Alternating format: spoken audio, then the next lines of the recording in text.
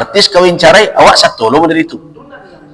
Nah, akhirnya tuntunan yang sebenarnya hilang. Nah, itu makanya kita berharap agar nilai-nilai yang telah dijalankan, yang telah diberikan oleh syariat itu betul-betul diamalkan. Kembali kita ke kasus khitbah tadi. Jadi pertanyaan yang muncul, apakah mesti yang meminang itu laki-laki? Tidak. Bisa saja perempuan, bisa. Apa dalilnya? Salah satunya suratul Qasas tadi, di mana orang tua dari dua anak gadis tadi yang dikatakan oleh banyak ahli tafsir itu Nabi Syuaib alaihissalam, dialah yang meminang Nabi Musa alaihissalam. Saya ingin menikahkan engkau dengan salah seorang putriku. Dengan maharnya apa? Engkau gembala bersamaku samania hijab. 8 tahun kalau engkau sempurnakan 10 silakan. Tapi saya tidak paksa, 8 tahun. Artinya dalam kajian khitbah, bolehkah yang perempuan meminang laki-laki, pihak perempuan meminang pihak laki-laki? Boleh. Apakah rendah nilai wanita karena itu? Tidak. Nah, kenapa? Karena seorang perempuan mukminah, wanita muslimah salihah, dia tidak akan mau meminta siapa saja. Apalagi seorang ayah yang mengerti dengan kedudukan dan peran seorang wanita di dalam rumah tangga dan bagaimana kualitas dan kedudukan putrinya, maka tentu yang dia lihat terlebih dahulu adalah kafaah, kufunya. Jadi jangan dikatakan bahwa laki-laki saja yang dituntun memilih. Tidak. Karena itu ikhtiar, pilihan yang 4 memang pada laki-laki diberikan oleh syarak. Tapi itu satu hadis. Tunkahul mar'ah, dinikahi wanita karena 4 alasan. Yang pertama, karena apa? Linasabiha, karena nasabnya. Karena apa? Lijamaliha, karena kecantikannya. Yang ketiga, karena apa? Limaliha, karena kekayaannya. Tetapi 3 ini kalau dipilih, kita sudah sampaikan hadis pada pertemuan yang lalu, kalau seandainya karena cantiknya, bisa jadi kecantikan itu yang membuat dia melampaui batas. Karena kayanya, bisa jadi karena kaya itu yang membuat dia bisa memandang rendah suaminya. Kalau dikatakan bahwa karena apa? Karena keturunannya, keturunan itulah kadang yang membuat dia merasa tinggi. Nah, karena itu pilihlah bidzatid din, wanita yang punya agama. Itu tuntunan untuk laki-laki. Tetapi apakah laki-laki saja yang berhak memilih? Ya tidak. Yang perempuan juga, dia akan berdua berserikat dengan orang tuanya. Apa ukuran yang dipakai oleh perempuan? Kufu. Nah, itu dikatakan sekufu itu. Jadi namanya tuang kufu itu bukan laki-laki. Kau ada tidak ngerti? Laki-laki lah namanya tuang kufu. Kufu itu bukan laki-laki tapi perempuan. Kafaah itu ada pada perempuan. Laisa bandiangnya jo anak muda. Nah, karena itu nanti sebelum kita berbicara tentang akad nikah, karena kita bicara khitbah, apa yang sebaiknya dipandang oleh pihak wanita kepada laki-laki adalah kafaah. Makna kafaah itu sebanding atau tidak. Nah, apa ukuran bandingan itu? Tetap seperti laki-laki tadi memilih din. Jangan sampai wanita salihah diberikan kepada laki-laki dan caliah. Nah, ini akan berdampak nanti kepada pernikahan. Makanya kan ada pertanyaan, kemarin baru dipertanyakan. Apa hukumnya seorang wanita menikah dengan seorang laki-laki tanpa restu kedua orang tua? Sampai kawin lari. Nah, saya katakan jangan dipilih kawin lari. Kenapa? Di dalam Islam setiap masalah ada solusi. Lari bukan solusi. Karena itu kawin lari itu tidak akan membuat tanam, sedangkan duduk elok tidak jauh selesai, boleh sambil berlari. Tidak akan membawa keharmonisan. Nah, di dalam syariat ada tuntunan. Jadi wanita yang kawin lari itu ada dua kemungkinan. Yang pertama, dia kawin lari, menikah, kemudian tidak memenuhi syarat. Wali tidak ada. Ya. Dinikahkan tidak oleh pihak yang memiliki kewenangan di dalam suatu kedaulatan bernegara. Yang seperti ini nikahnya batal. Kenapa? Ayyumamra'atin, wanita manapun nakahat yang menikah bighairi izni waliyiha, tanpa izin walinya, fanikahuha batilun, fanikahuha batilun, fanikahuha batil. 3 kali Ummul Mukminin Aisyah meriwayatkan, 3 kali Nabi katakan, siapa saja wanita yang menikah tanpa izin walinya, nikahnya batal, nikahnya batal, nikahnya batal. Nah, wanita tidak bisa menikahkan dirinya dan tidak pula bisa menikahkan orang lain. Jika walinya tidak ada, rukun dan syarat pernikahan tidak terpenuhi, mau lari, mau tidak lari, nikah itu batal. Tapi bagaimana kasusnya? Nah, jangan lupa ya, tadi kita bicara kufu ya. Nah, bagaimana kalau kasusnya dia dinikahkan oleh wali, tetapi wali itu abad, lebih jauh, yang punya kewenangan bapak, tapi tiba-tiba karena bapak tidak setuju, kemudian dinikahkan oleh paman, walinya betul, atau dinikahkan oleh kakaknya, walinya betul, tapi bapaknya tidak setuju. Nah, bagaimana ini? Nah, dalam hal ini bapak punya hak untuk memprotes. Kemana dia protes? Dia gugat pernikahan anaknya. Punya hak, punya. Kenapa? Karena hak dia diambil. Wanita tidak boleh menikah tanpa izin wali. Walinya yang dekat ada, ayahnya. Tetapi hakim tidak akan menerima begitu saja. Protes itu akan menimbang terlebih dahulu. Nah, apa ukuran? Apa ukuran nanti timbangan hakim bapak ini patut diterima protesnya atau gugatannya atau tidak adalah kufu tadi. Kalau si bapak tadi beralasan, saya tidak setuju itu menantu saya karena tidak sekufu dengan anak saya. Alasan kufu apa? Masih lihat.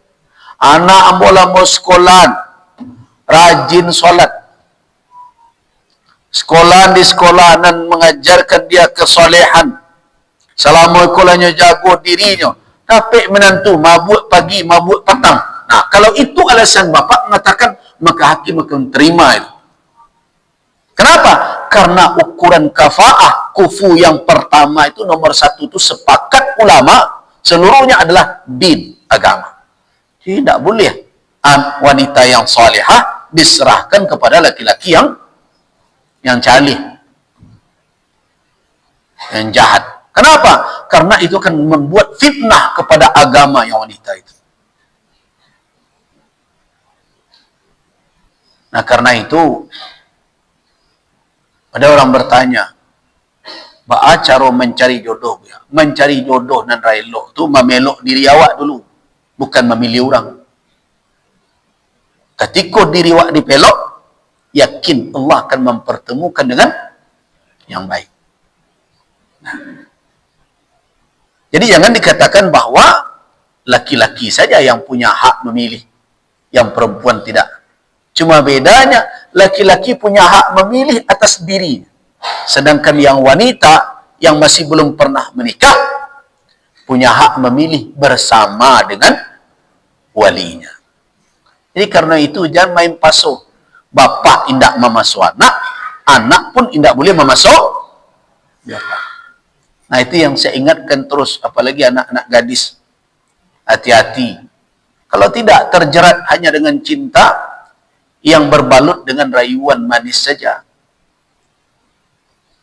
Sering bertemu pertengkaran seperti itu, tapi setelah kita lihat anak yang keterlaluan. Kenapa? Alasannya cinta. Ketika ditanya, labaralah mau awak basuh junan awak cintai. Kami lah lama berkenalan 2 tahun. 2 tahun. Labaralah mau awak kenal juga pak awak. Lah 22 tahun. Masa ayo cinta 2 tahun bisa mengalahkan dan 22 tahun? Coba pikir kok. Kalau cinta nan 22 tahun kok nggak bisa putih kok. Kalau nan cinta 2 tahun kok bisa. Bisa putih kok. Lape nanti dari tangan dia kalau jadi pun pernikahan kemana balik-balik. Karena 22 tahun tadi. Jadi jangan karena bertemu orang 3 bulan lupa nan lah hidup waktunya, bahkan hidup kita ini dari tetesan keringatnya, dari tetesan air matanya. Jadilah orang tua awak dahulu gagahnya, kokoh badannya, kuat, dek karena mencarian awak, karena peduli dengan anak sekolah awak, pakaian awak, dialah sekarang sudah keriput. Kemudian tiba-tiba saja kita mengatakan bahwa saya bertemu cinta lain, cinta yang tulus, yang tanpa pamrih, tidak dipandang sama sekali. Nah, itu yang kita khawatirkan, anak-anak muda kita, karena terdidik hari ini dengan cara-cara yang aneh-aneh. Kenapa? Bukan nilai Islam yang ditontonnya, film India, film Korea. Nah, itulah yang diagung-agungkan. Nah, itu yang saya katakan tontonan menjadi tuntunan. Saya rasa sudah saya jawab pertanyaan tentang apakah harus laki-laki. Tidak harus laki-laki yang meminang, boleh saja perempuan. Sekarang kita lanjutkan. Pada pertemuan majelis yang lalu, kita telah berbicara kalau pernikahan telah dinyatakan, pertunangan telah diterima,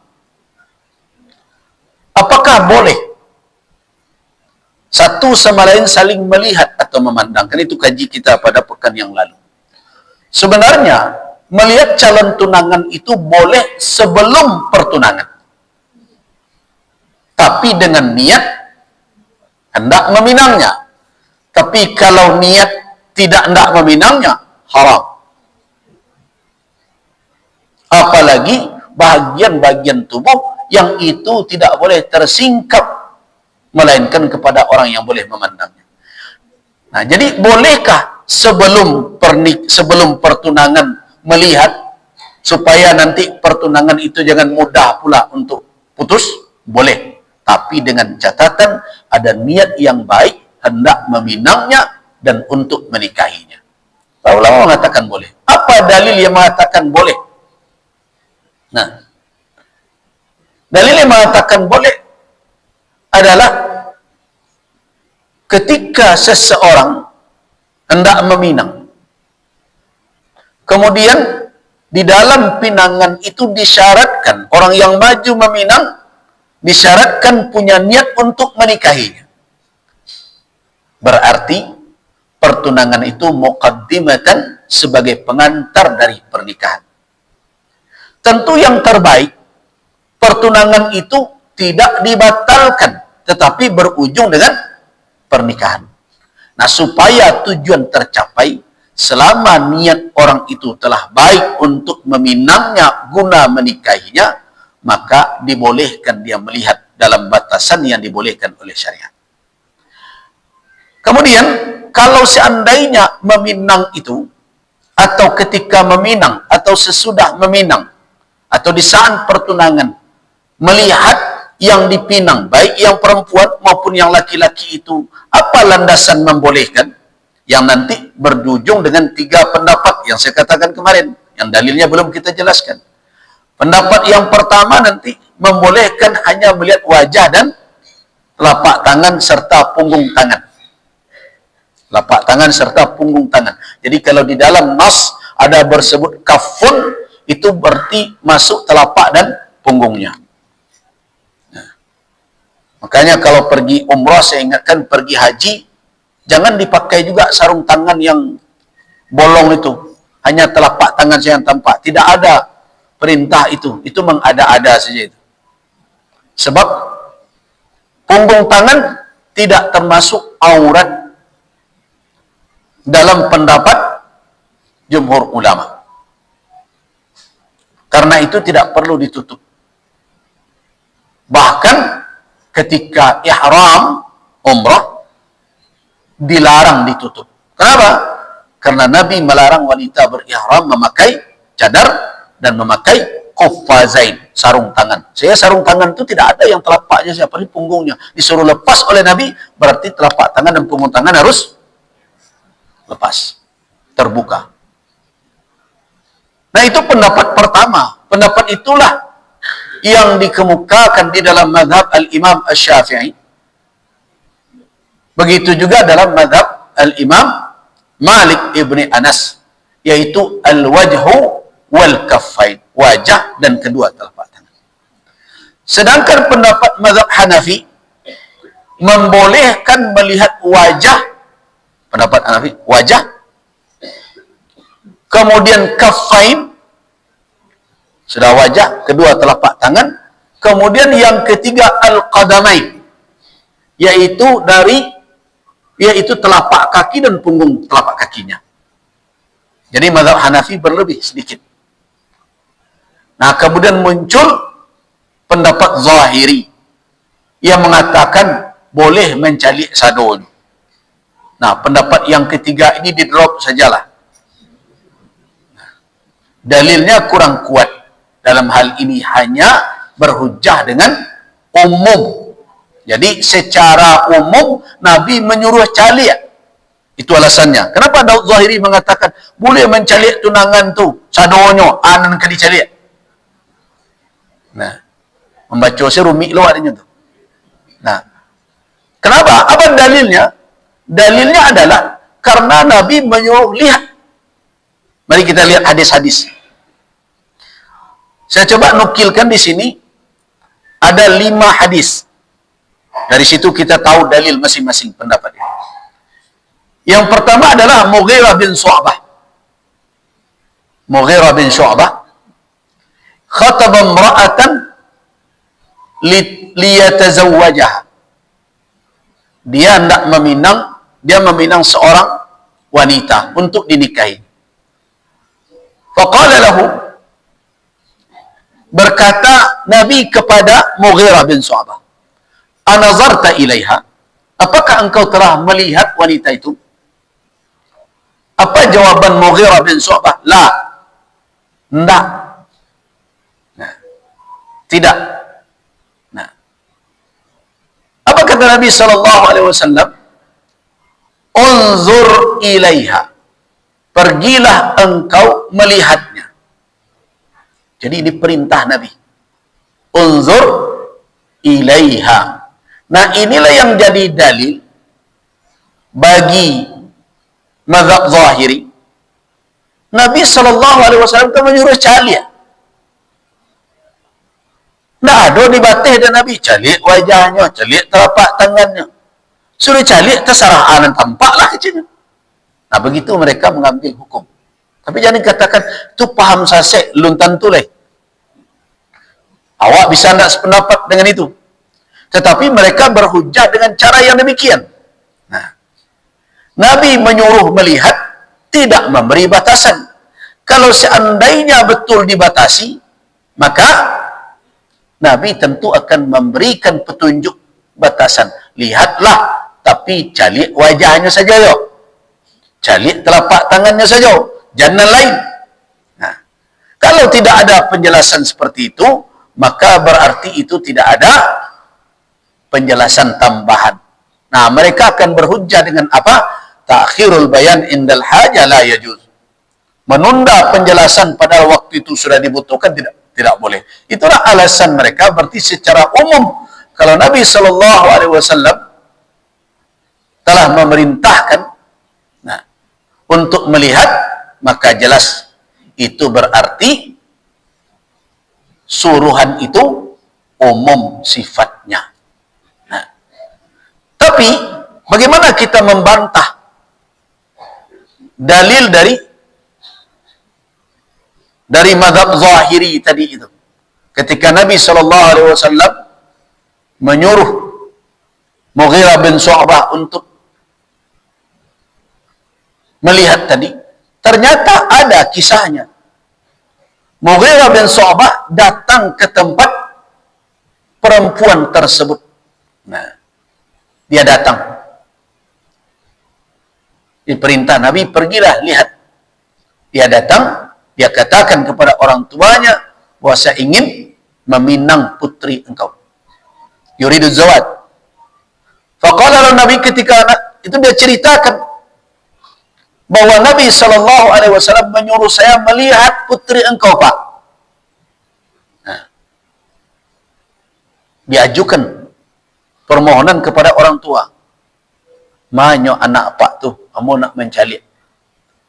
Nah, mendengar itu, kedua orang tuanya tersinggung. Itu orang tua dulu tuh ya.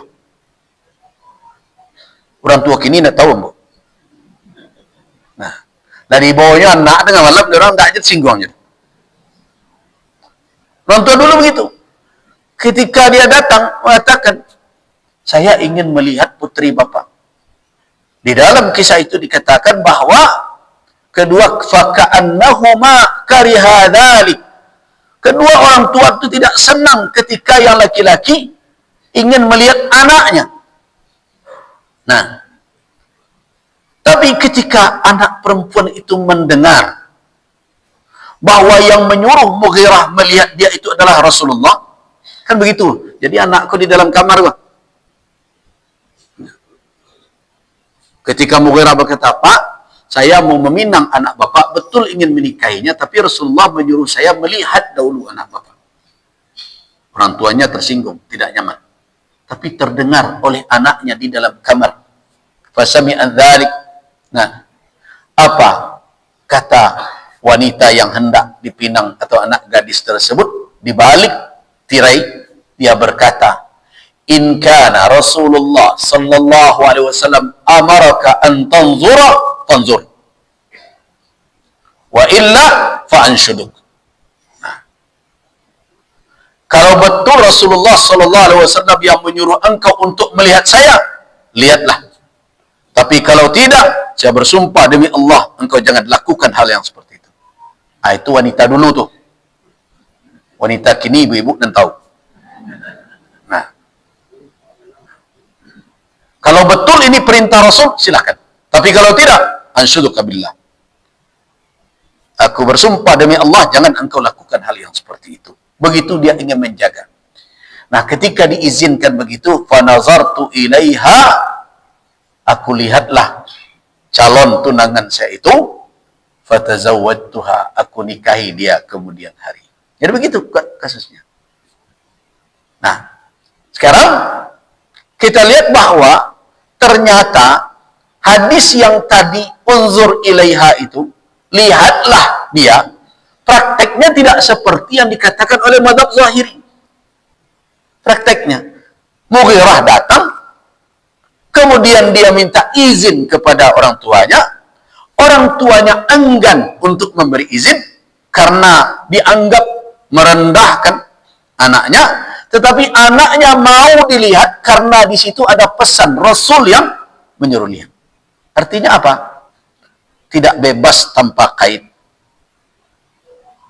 Jadi jangan dikatakan bebas tanpa kait. Artinya apa? Bahwa Rasul menyuruh lihat dalam batasan mana yang menjadi suatu alasan yang kuat untuk menikahinya. Cukup itu saja. Nah, dalam hal ini nampak bahwa pendapat mazhab Zahiri lemah dalam hal ini, dalam istidlal, dalam penggunaan dalil. Nah, cuma yang kita sedihkan setelah kita belajar membaca fikih seperti ini, kini tidak modeli lebih dari itu. Nyabonyo ke puncak lawang dulu. Kau nama rumit gini kau. Asiana bertanggung jawab atas iko sado juga. Tidak kau awak. Orang tua. Nah. Apa awak mengecekkan awak menjalankan amanah tu Pak? Ar-rijalu qawwamuna 'alan nisa.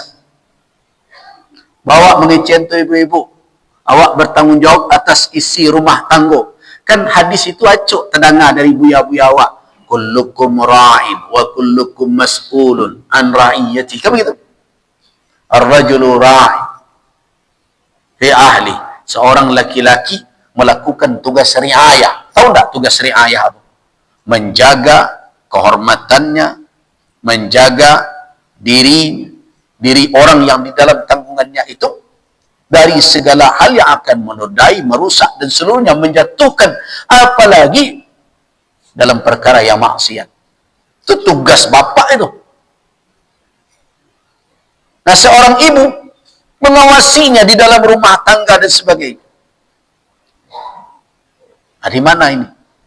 Kalau di dalam kajian para ulama berdasarkan kepada hadis tadi, begitu adanya.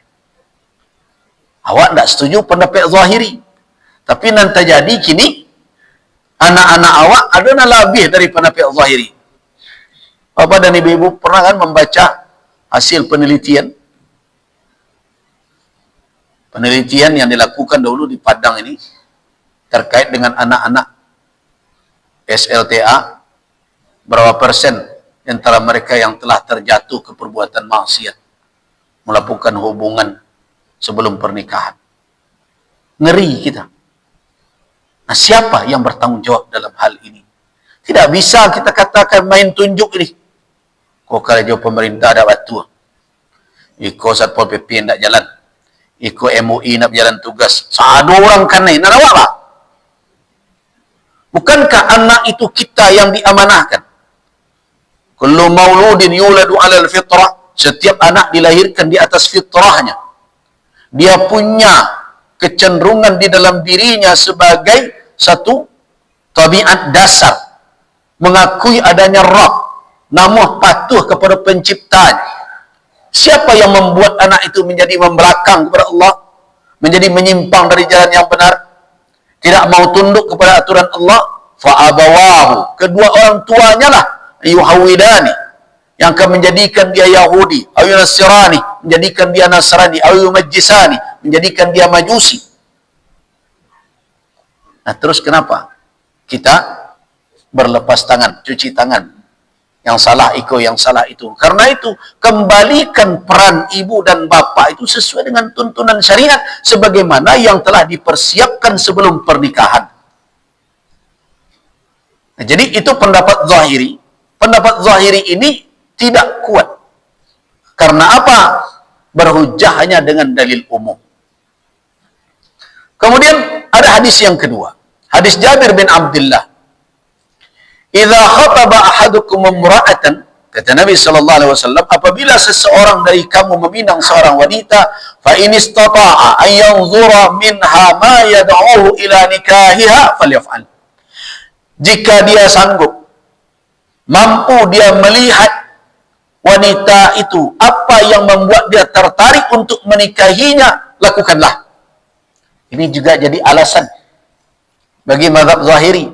Kan disuruh cari anak menarik, itu salah awak anak tertarik. Nah, tetapi dijawab oleh ulama lain, oh tidak begitu cara memahaminya. Kenapa? Karena yang menarik itu biasanya ada dua saja pada wanita secara garis besar. Yang pertama kecantikan, yang kedua adalah khusubah, kesuburan, karena dia akan menjadi ibu dari anak-anak. Nah, kalau itu kenapa harus ke aurat yang memang terlarang dilihat oleh orang asing? Cukuplah yang dua itu diketahui dari tubuh wanita, yang bisa untuk dari situ kita mengambil kesimpulan. Mana itu? Nah, itulah yang dijawab oleh mazhab Syafi'i, dijawab mazhab Maliki. Cukup dua saja. Wajah satu, kemudian telapak tangan satu. Selesai itu. Apa yang membuat tertarik, dari situlah nampak sadonya tu. Atau makanya ibu-ibu jauh luluan tangan korang. Nah, tahu seorang si awak tu. Nah, jadi wajah, kata fuqaha ahli fikih mengatakan, wajah itu majma'ul mahasin. Wajah itu kumpulan kecantikan. Jadi kecantikan wanita, cantik dan tidak, wajah dilihat. Sudah, kan sudah nampak wajah. Kemudian apa lagi? Telapak tangan. Telapak tangan ini menunjukkan khusubah, kesuburan, dan apa? Dan sikap dan perilaku dia selama ini dalam kehidupan. Jadi postur telapak tangan dengan postur tubuh wanita itu mencerminkan itu. Itulah hikmahnya, makanya laki-laki dan perusi tidak disuruh salam-salaman. Dalam syariat tidak ada suruh menyalam.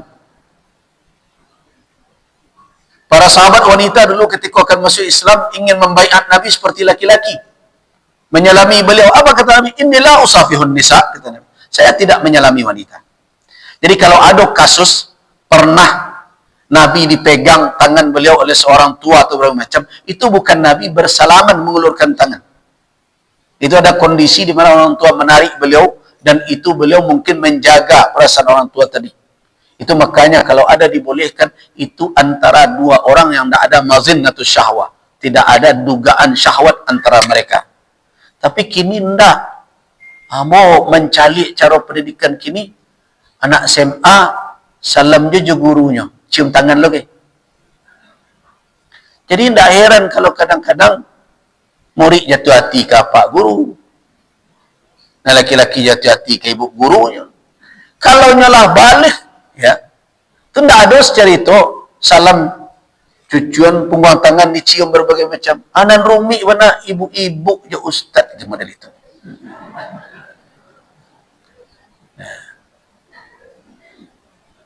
Adalah ustaz kau ibu-ibu nambah salam nak cium tangannya cucuan ke dua orang tangan.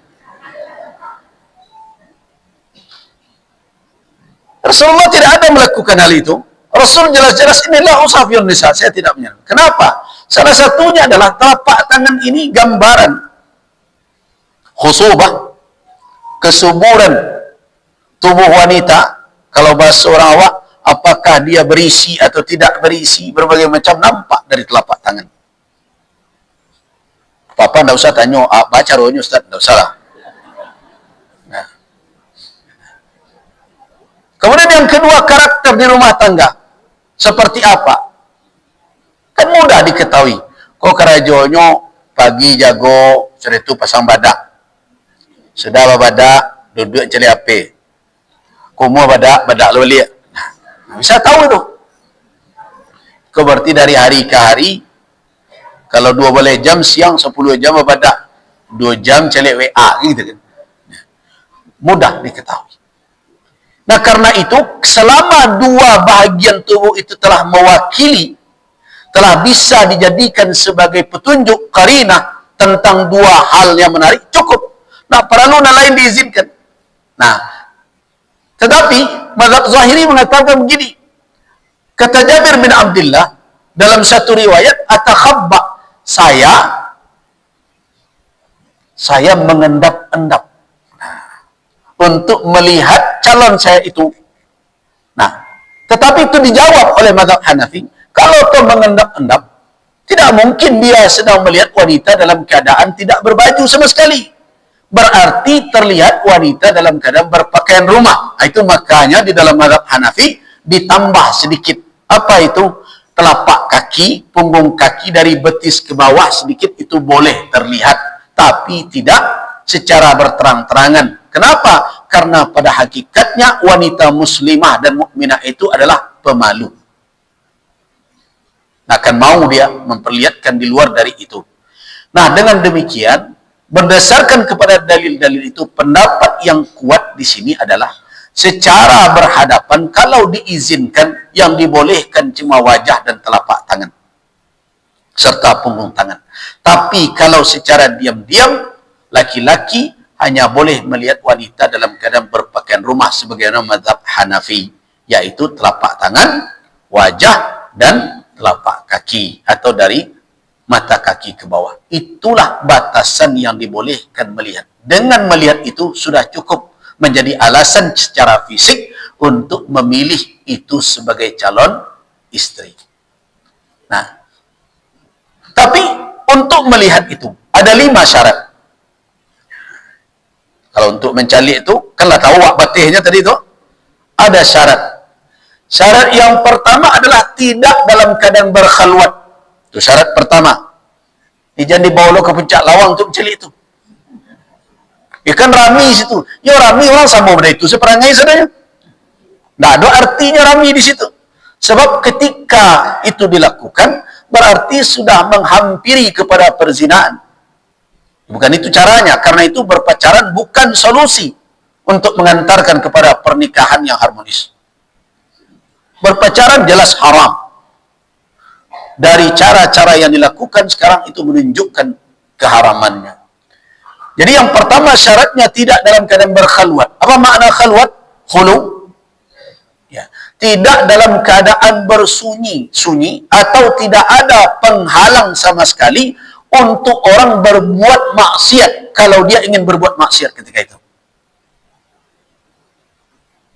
Ada orang bertanya, kalau ke bioskop kami berdua kan tak khalwat tu biar. Itu banyak lah orang satu nonton. Iyo, tapi orang lain tak tampak awak, tak tampak orang. Berarti khulu. Kosong sebenarnya dari segala penghalang kalau orang akan melakukan perbuatan zina atau mendekati perzinahan. Jadi syarat pertama adalah tidak boleh khalwat, dalam berkhalwat. Tidak boleh juga dua saya celik-celik. Nah, tetap dalam pengawasan atau muraqabah, dalam pengawasan wali orang tua. Yang kedua, tujuan melihat itu pernikahan, bukan untuk sekadar mencelik. Nah, ini di dalam berpacaran tidak ada i'tikad yang tegas di dalam itu. Bila ke menikahan entahlah. Kalau dapat kerajo sudah kuliah. Kau indah bah apa? Tidak jelas. Jadi tidak bisa disamakan. Karena itu saya tidak setuju ada istilah pacaran Islami. Lah jaleh pacaran balu ke di Islamiyat. Jadi jelas syaratnya adalah melihat itu adalah ada keinginan menikahinya, bukan untuk bersenang-senang saja, bukan untuk sekedar cubo-cubo. Yang ketiga, tidak boleh melebihi dari batas yang telah dijelaskan tadi. Yang keempat, syaratnya adalah yang akan menikah itu telah punya kemampuan secara fisik dan begitu juga secara finansial untuk menikah. Awak lu nak dua apa-apa tapi anak lagi orang nak dicalik. Baca rohnya. Menikah lu mampu. Tu baru kok kimi mencalik. Kok leka jadi motivasi mencari pandak. Mau model itu. Nah, harus sudah ada kemampuan. Dengan itulah bisa dikatakan bahwa dia sudah punya niat untuk menikahinya. Bukan untuk sekedar bersenang-senang melihat anak orang. Yang kelima, hendaklah melihat itu ketika khitbah atau mendekat di saat akan khitbah. Tak boleh minangnya tahun mongko, caliknya tahun kini. Tidak bisa. Harus waktu dekat. Nah, mengapa demikian? Karena pertunangan yang paling baik itu adalah yang paling pendek waktunya. Bukan yang paling panjang. Jadi pinangnya kini, nikahnya 3 tahun lain. Tidak. So, itu membuka ruang terjadinya apa? Terjadinya perbuatan yang mengarah kepada perzinahan. Nah, itulah yang dimaksud dengan khitbah. Syaratnya yang lain adalah terkait dengan masing-masing. Yang laki-laki memang halal untuk menikahi. Yang perempuan memang halal untuk dinikahi. Tidak terikat dengan pantangan larangan, apakah mahram atau di dalam ikatan pernikahan dengan orang lain. Jadi ini pinang lo bini orang. Dan termasuklah di antaranya adalah jangan dipinang pula tunangan orang. Karena Nabi mengatakan, la yakhtubur rajulu ala khidbati akhi wa la yabi'u ala bai'ati akhi, dalam riwayat lain wa la yasumu ala saubati akhi. Jangan seseorang meminang di atas pinangan saudaranya, dan jangan pula berjual beli di atas jual beli orang lain, dan begitu juga malah menawar di atas tawaran orang lain. Selesaikan dulu dengan orang itu, kalau sudah jelas baru boleh maju. Jadi jangan dipakai istilah sebelum janur kuning melingkar masih bisa diperebutkan, itu tidak masuk itu. So itu merusak tatanan sosial. Orang menjadi bersinggungan karena itu. Begitu Islam menjaga keharmonisan dalam kehidupan masyarakat.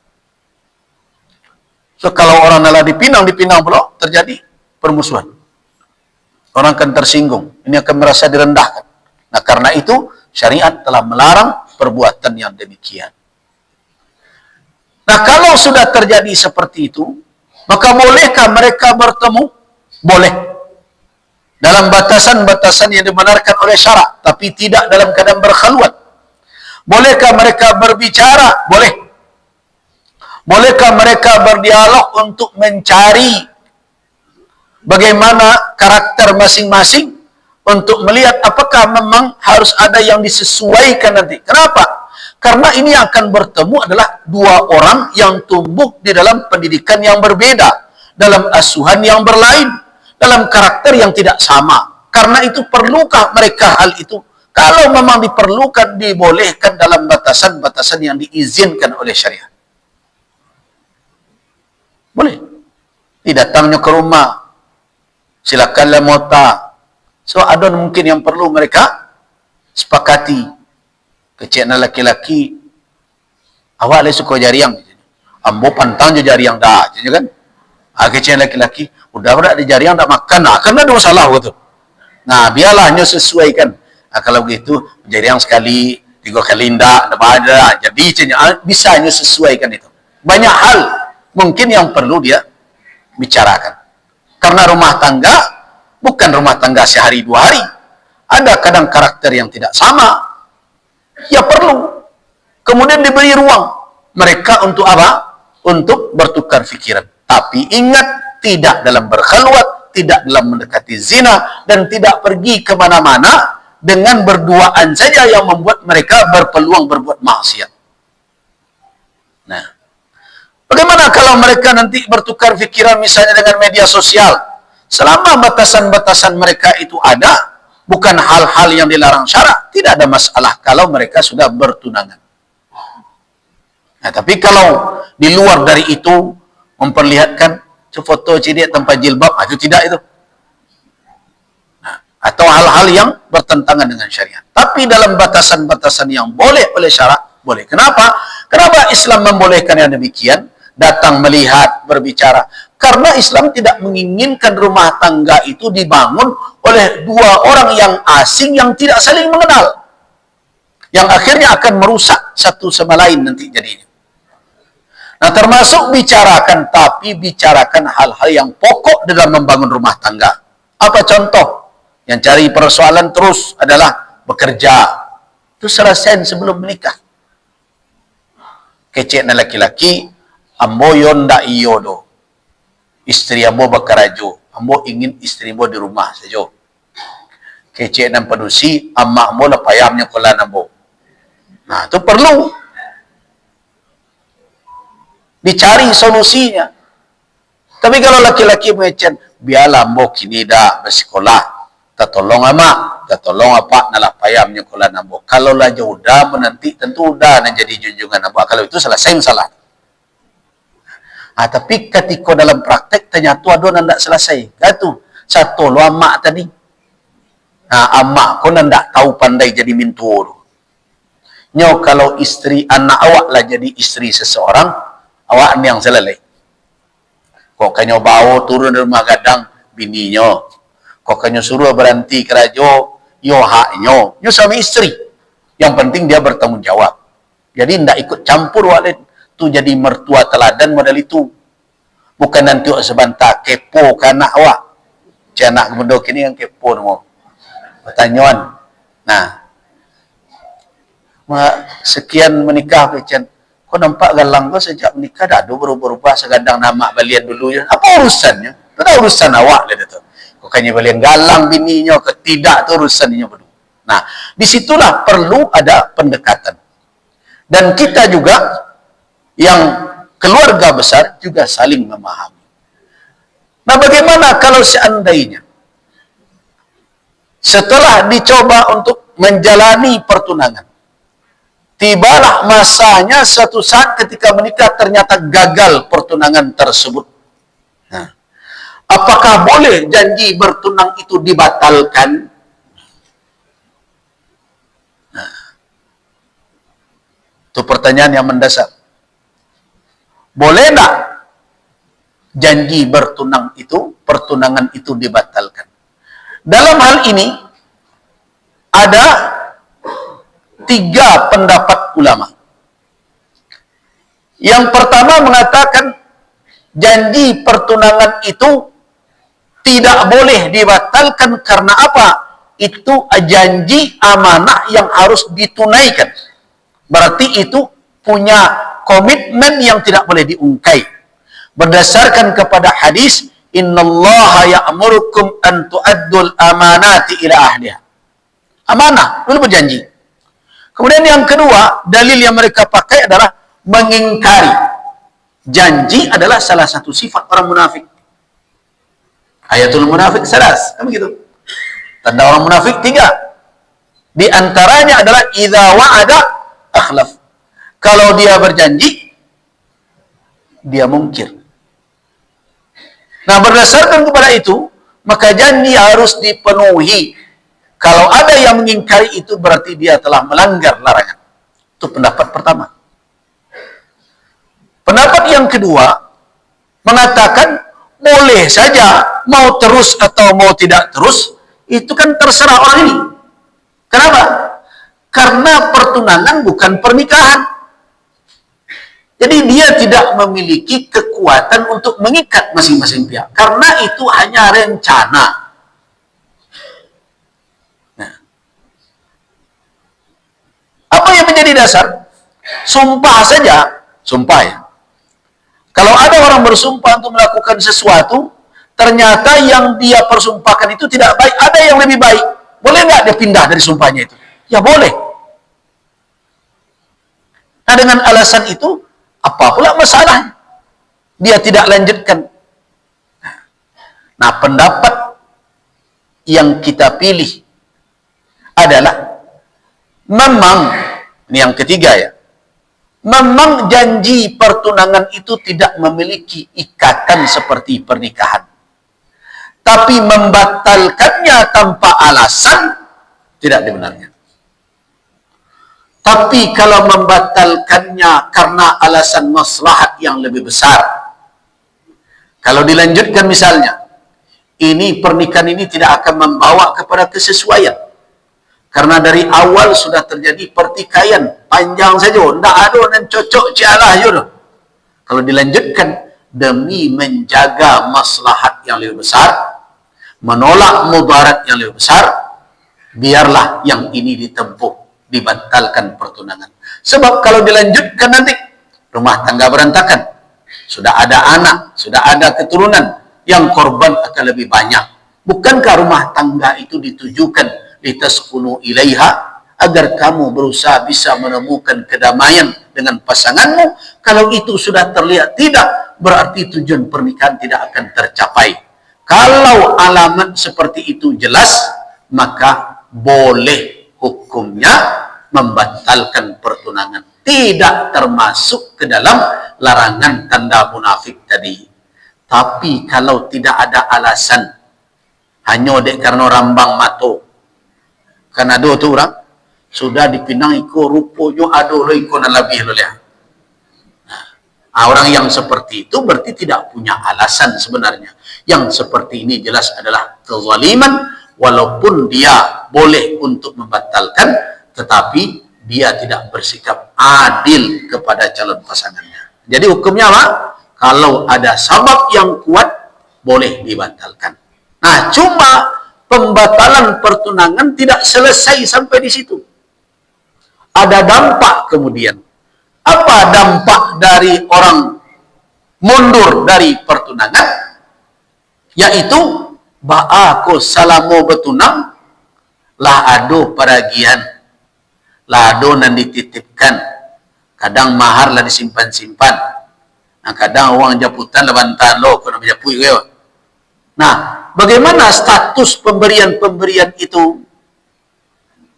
Apakah bisa begitu saja?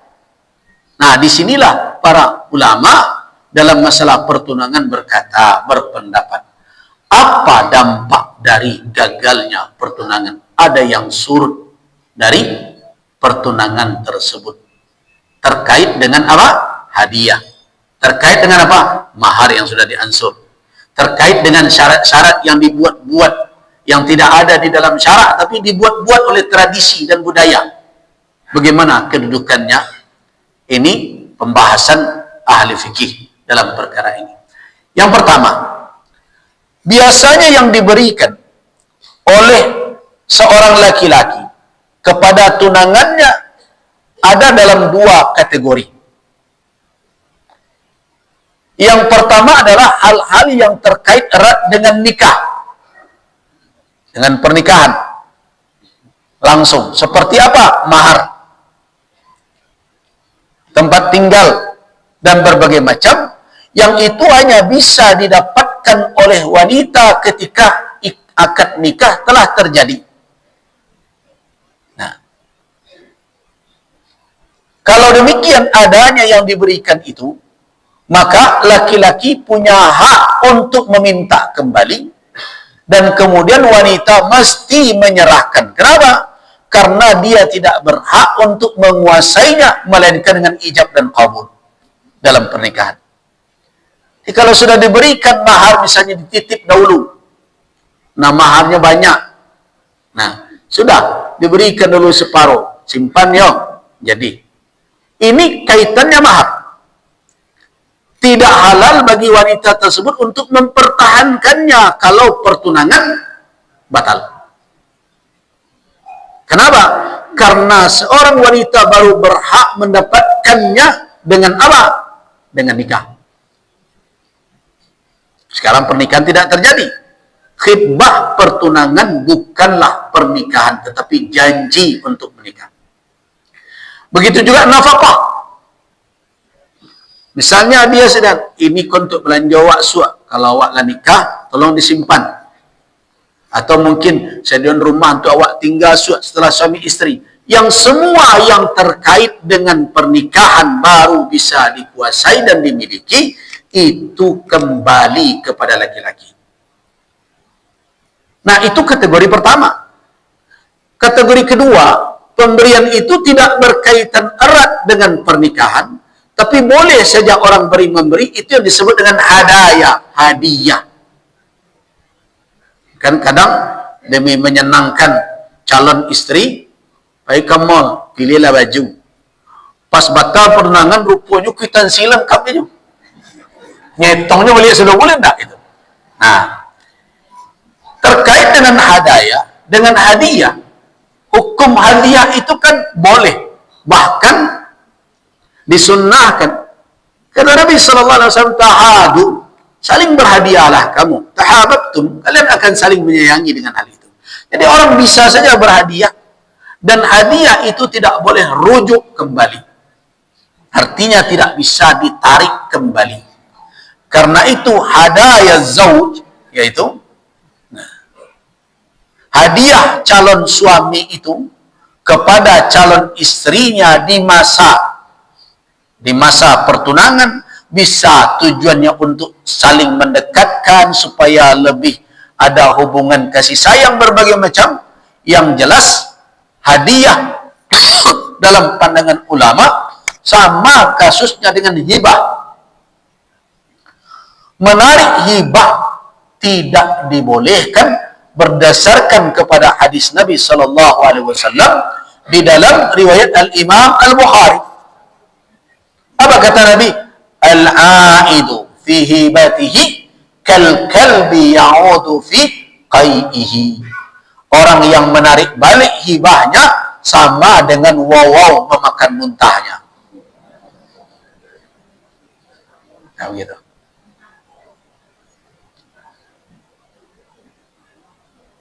Dan itulah yang dinyatakan di dalam berbagai mazhab, termasuk mazhab Syafi'i, termasuk Hanbali. Nah, tetapi kalau itu terkait dengan pernikahan, boleh dia tarik kembali.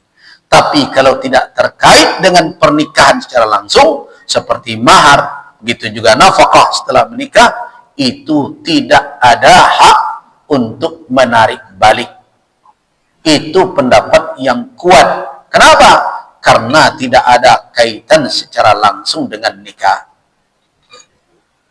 Nah, karena itu perlu juga dibicarakan dan diberitahukan kepada orang yang sedang bertunang bahwa segala hal yang diberikan itu tidak semuanya hak untuk ditarik kembali. Supaya jangan jadi pertikaian di kemudian hari. Sekarang kan terjadi begitu. Di masa bertunang, ini sudah diberi, ini sudah diberi, tetapi tidak jelas ini pemberian untuk apa. Kadang yang repot mana rekening lah besarahkan berbagai macam. Dek teloro mana sayang dia. Nah, gagal akhirnya terjadi pertikaian. Nah, karena itu perlu setiap orang yang melangkah dalam suatu langkah kehidupan, dia harus tahu petunjuk syariat. Mana yang akan dia lakukan dan apa konsekuensinya. Mana yang jangan dia lakukan dan apa konsekuensinya. Tapi selama ini kan kita asal saja. Nah, terus terjadi batal pertunangan. Apakah berhak satu sama lain meminta ganti rugi? Nah, itu yang jadi persoalan sekarang ini. Nah, persoalan ini rumit pembicaraannya di kalangan ahli fikih. Sebagian dari aturan-aturan di berbagai negara ada yang meletakkan apa? Ganti rugi.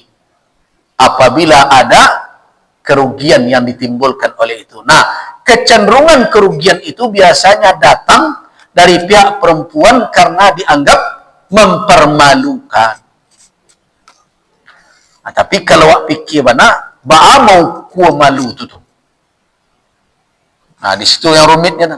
Sampai di mana. Yang jelas, rasa malu itu disebabkan karena apa?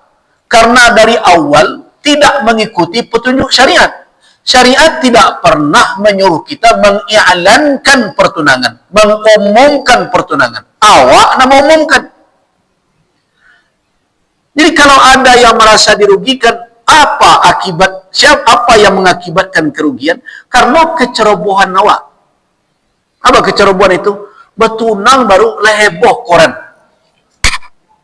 Nah, rupanya pas batal, heboh pula koran tadi. Nah, berarti rasa malu, merasa direndahkan itu bukan muncul dari tuntunan syariat sebenarnya. Syariat tidak menyuruh kita mengumandangkannya. Yang disuruh a'linun nikah. Walau bisa. Itu yang disuruh. I'lankanlah, umumkanlah pernikahan walaupun dengan menyembelih seekor kambing. Adakah hadis yang menyuruh a'linul khitbah? Umumkanlah pertunangan? Tidak ada. Nah, karena itu konsep tentang kerugian immaterial itu tidak bisa dimasukkan sebenarnya dalam pertimbangan untuk dibebankan ke pihak yang lain. Kenapa? Yang pertama tidak terukur. Kecuali kalau kerugian-kerugian disebabkan oleh kecerobohan dalam material, itu bisa dipertimbangkan. Wallahu a'lam. Nah, dengan demikian, maka kita sudah mendapatkan kesimpulan sebelum insyaallah pekan depan kita masuk kepada bab nikah lagi. Ini baru khitbah selesai. Setidaknya ada 8 perbedaan antara nikah dengan khitbah. Yang pertama, kalau nikah punya rukun dan syarat yang harus dipenuhi. Khitbah tidak punya rukun dan syarat yang mutlak. Selama seseorang datang meminang, kemudian diterima, ya nikah selesai. Khitbah pertunangan selesai. Itu beda yang mendasar. Tapi kalau nikah tidak bisa seperti itu. Dia ada rukunnya, ada syaratnya. Kalau tidak terpenuhi maka batal. Yang kedua, perbedaannya, pernikahan itu mengikat kedua belah pihak. Tidak bisa dilepas begitu saja kecuali dengan talak atau difasakh atau khulu'. 3 cara melepaskan ikatan pernikahan. Itu makanya wanita ditimbang-timbang betul. Sebab dari 3 itu hanya 1 yang punya hak wanita. Khulu'. Talak tebus. Talak tidak ada pada wanita. Fasakh nanti ada pada waliul amr. Nah, karena itulah makanya wanita butuh timbangan dari wali. Jangan begitu saja mudah masuk ke dalam kehidupan berumah tangga tanpa pertimbangan orang yang tulus sayang kepada kita dan berpengalaman hidup berumah tangga. Itu makanya wali diberikan kewenangan bersama dengan perempuan. Jadi bedanya apa? Pernikahan mengikat, sedangkan pertunangan tidak. Yang ketiga, diharamkan mengakadkan wanita yang telah ada akad nikah dengan yang lain. Haram kalau pernikahan. Sedangkan kalau terjadi itu batal. Jadi kalau terjadi yang dinikahkan ternyata istri orang, batal pernikahan yang kedua. Itu tidak ada sama sekali. Berbeda dengan pertunangan. Haram meminang tunangan orang, tapi kalau terjadi pernikahan atas tunangan orang, apakah pernikahan batal? Tidak. Dia tetap memikul dosa, tetapi pernikahan dengan tunangan orang itu tetap sah selama terpenuhi rukun dan syarat. Kemudian berikutnya, akad nikah ada konsekuensi, bisa berhubungan dan berbagai macam. Pertunangan tidak ada. Dia hanya sebatas janji untuk menikah. Jadi tidak boleh dibawa-bawa kemana-mana. Tidak dibenarkan. Yang kelima, menikah apabila terjadi talak setelah pernikahan yang sah dan pergaulan, maka mahar seluruhnya harus dikembalikan. Kalau belum bergaul, separuh dari mahar. Sedangkan terkait dengan pertunangan, ada pertimbangan dahulu, apakah ini terkait mahar. Kalau mahar tidak bisa dikuasai, harus dikembalikan. Sedangkan kalau pernikahan, mahar didapat oleh istri seluruhnya. Tapi kalau pertunangan, mahar ditarik kembali oleh yang laki-laki. Kemudian berikutnya, kalau pernikahan, hadiah yang telah diberikan kepada istri selama masa pernikahan terjadi perceraian, tidak boleh ditarik balik. Tidak dulu cerita sudah cerai, tu betong segala diagi selama rumah tangga, itu tidak benar itu. Nah, berbeda dengan pertunangan.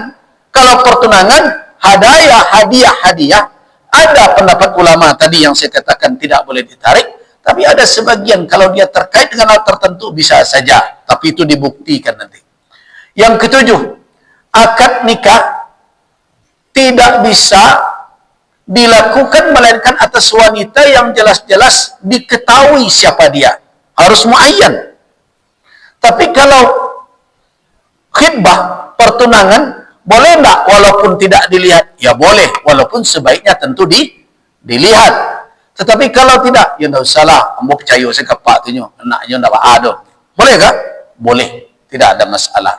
Kemudian berikutnya adalah terkait dengan larangan-larangan dalam pernikahan, juga tentu berbeda nanti dengan pertunangan. Jadi ada 8 perbedaan yang mendasar antara pertunangan dengan pernikahan.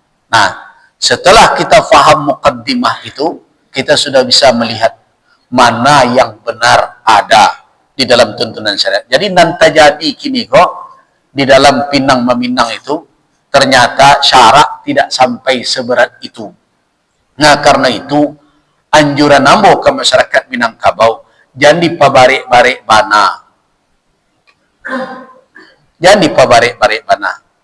Boleh hal-hal tertentu itu sebagai tradisi, tetapi jangan sampai kalah pula asal dek karena hal-hal tambahan itu. Akhirnya perhelatan atau pertemuan orang ini ya seperti gulai, banyak lo coba ada apa dagingnya. Nah, jadi yang penting di dalam syariat kita, apa yang menjadi ketentuan itu kita jalankan. Hal-hal yang lain kalau tidak mampu, maka tidak perlu memaksakan diri padanya. Termasuk juga aturan-aturan yang dibuat. Bukan kita ingin melonggar-longgarkan sebenarnya. Ada pula orang mengatakan, itu nak merusak adat. Bukan. Karena adat itu dibuat dahulu untuk kemaslahatan. Kalau kondisi sudah berubah, jangan pula adat itu menjadi beban yang akhirnya memberatkan dan orang tidak sanggup untuk memikulnya. Syariat saja punya ketentuan bahwa al-amru idza daqat tas'a, suatu perkara apabila telah menyempit dia akan melapang sendirinya. Kalau tidak mampu kita melakukan, bicarakan sebaik-baiknya bagaimana saling meringankan. Wallahu a'lam. Kita cukupkan dulu sampai di sini. Waffaqanallahu wa iyyakum lima yuhibbu wa yarda. Wabillahi taufiq wal hidayah. Wassalamualaikum warahmatullahi wabarakatuh.